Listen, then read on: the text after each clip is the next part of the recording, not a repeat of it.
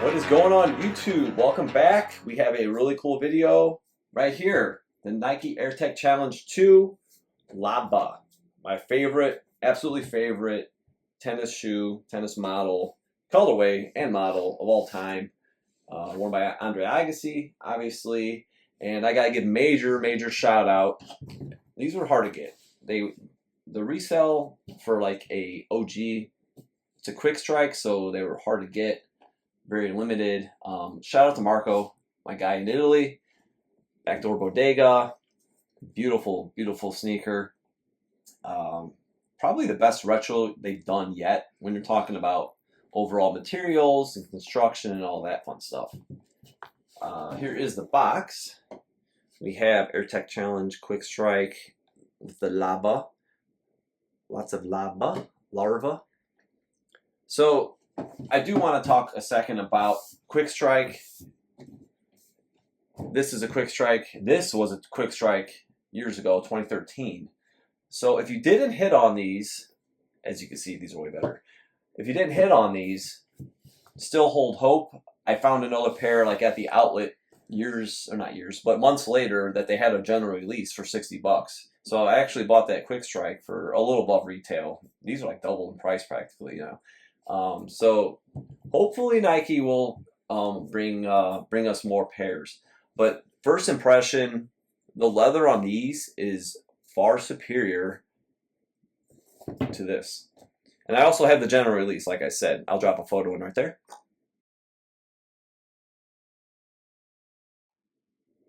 And the leather on these, you can tell the toe box. We're not going to really use this for a comparison. We might pop them in here and there. It's still a cool retro. I mean, I do like it, but by far, this takes the cake. This is really nice. It's got a good feel. They went with all the aged.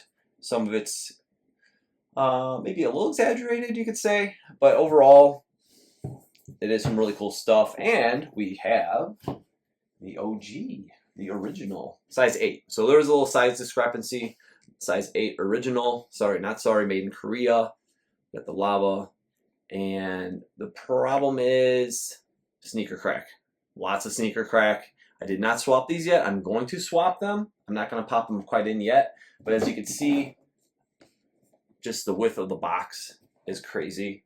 When you have the OG, this is a little more spacious. But again, there's a huge size difference in general. But yeah, we're going to hop right into that video next. All right, here we go. Without further ado, we have the OG here on your left. On your right, we have the brand new 2024. So synthetic material here. The perforations are really smooth on the toe. Really nice toe box on the OG, obviously. Just a little different on the toe cap. This curls up slightly. It's not like super banana toe like the Air Jordan 12s per se. But looks good. This is definitely all leather. And I really like this pair because sometimes you see pairs that are dead stock even, and it's all cracked. So when I got these, I hit them with the mink oil spray. Just try to preserve them. Gonna have them sole swap. There is oxidation, so just a heads up. As you see, the eyelets are starting to oxidize. They are white here, which I like. I did not like the gray ones when they came out with, I think a few years back. It's kind of weird they put gray laces on. I'll probably swap them out. But the mesh underneath, it's got just a bit of a sheen to it. It's really nice, and it's a little more textured than this. It feels a little smoother. Nice, vibrant Nike here. The Nike here is like the stitching and everything looks pretty on point. It's darker, it's deeper. It just looks really good. But you can see the lining here. It's about the same shade. They pretty much nailed that as far as the shade. It's really close. These are taller, definitely taller. I'm going to talk about height as well. If you look back here, we have the two Quick Strikes on the back here. And I felt like when I saw the photos of this retro, in general, I know there's a size difference from an 8 to an 11 here. But I'm like, man, they look a little shorter cut. So I believe that this retro is lower cut. And this kind of is an example. In the back here, you can see the Quick Strike here is clearly higher than the new retro. So just a little sidebar there. But yeah, overall, like the shape, materials, they look really good. Line for line, obviously things look a little different. But yeah, solid looking, very nice. And next we're gonna actually look at the heel. All right, here we are with the heel view. The original one has, it's soft, definitely soft. It's super soft here around the collar. It's got almost a sheen to it, which I really love. This is kind of, you feel those like little squares. I don't know if it's gonna show up on camera, but it's a little, really squarey. Where here, it's got the sheen for the, this is definitely closer to the OG. That's why I do like this quick strike, like I said. But you can see like the lava hints are definitely not on point. But this part with the height and here, great, very good, definitely worth keeping. So yeah, that's a little different. Not crazy about it, but it's okay. The Nike branding itself, it looks pretty good. I mean, when you go line for line, they got the kind of old school looking stitching. Obviously, the midsoles are blown out here, but as you see, they're a size 8 and they're pretty close to height. So that's, again, as far as in my opinion, I don't have the same size, and obviously without the midsoles, but I'm pretty sure cut lower. Let's take a look at the tongue tag here on the new retro, and we'll peep the insole as well. You can see there is a nice large Nike one register logo. Okay, and then on the OG, they are made in Korea. We have size 8, and if there's sneaker crack, whatevs, it's fallen out. We have 2 registered logos, as we've seen a lot of the OGs, and the font, this looks slightly different. And now, look at that, the missus is on it, getting the tags in and everything. I was gonna do that next, but yeah, there's your Made in Korea tag. A true veteran move right there. Very nicely done. Yeah, for as much as a heel talk, that's about all I got. Line for line, cuts are a little different. From here, you can see this looks just smoother, more rounded out. But overall, nice leather again on this panel here.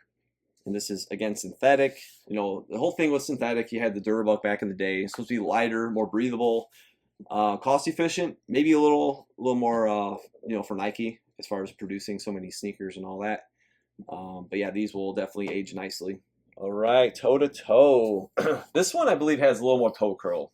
Since we're talking toe to toe right away, this one looks like it lays a little flatter. Obviously, the right one looks a little better than the left. And I hear a lot of people say about like the Jordan retros too, like the left one's always kind of like off or whatever. OGs did come with the arch supports. Just want to make a note of that. There you go. Pretty cool. As far as what I was talking about, the vintage finish. Here's your bubble hang tag. Sorry, sidebar.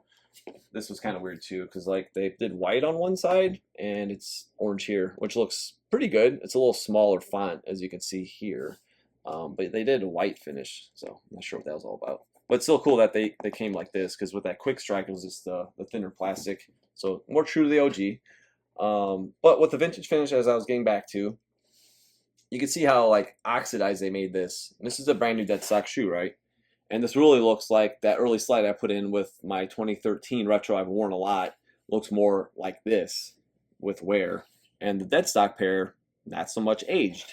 Yet you see here, we have more oxidation on the polyurethane, which is true, as you can see in our example here on the OG.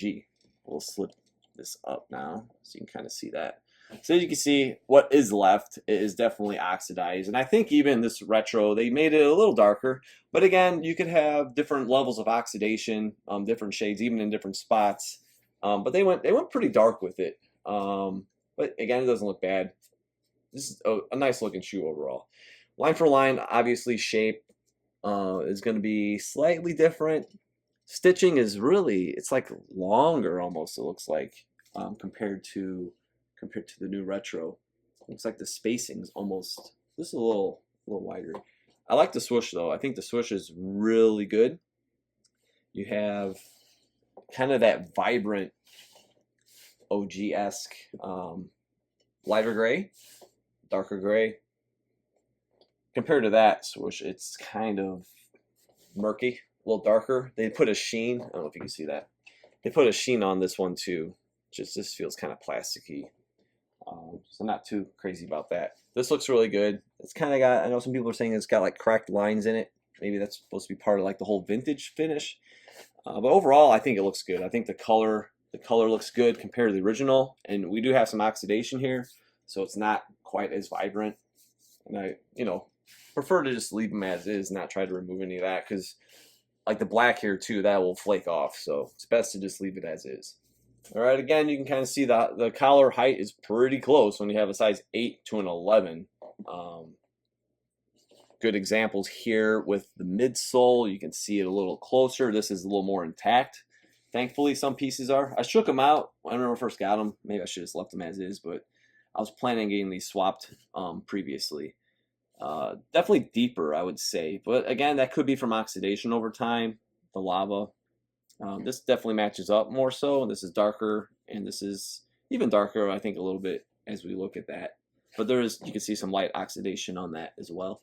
Again, straps, we can see lighter and darker gray. But yeah, even like you can see spots are like some darker yellow, some lighter. And I think they went with it's a pretty heavy patina, but it looks good. Grays, I believe, through all that crumble and sneaker crack, I would say this is a shade darker, but that could be just because of the oxidation and obviously the corrosion over time. And again, this is not leather. This is also synthetic. That's why this will flake. And I hit it with a mink oil spray just to kind of help, hopefully prolong any more flaking, but not necessarily. It could help to a certain degree.